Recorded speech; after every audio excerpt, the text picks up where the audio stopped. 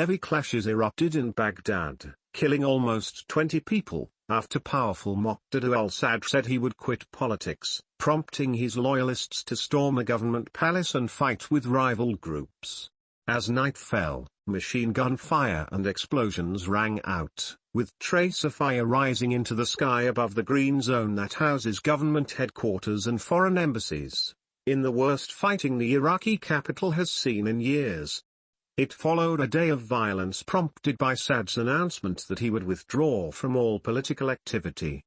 A decision he said was in response to the failure of other leaders and parties to reform a corrupt and decaying governing system.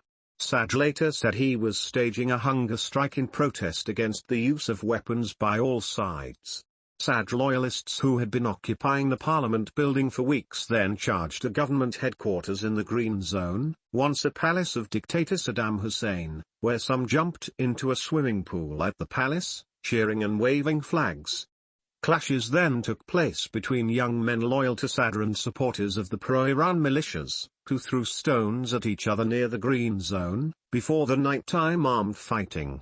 Sadr's win in an October election, his attempts to form a government free of Iran-backed groups, and his eventual withdrawal from parliament in favor of street protests and occupying government buildings to block political activity have all featured in the build-up of tensions that finally erupted into new violence.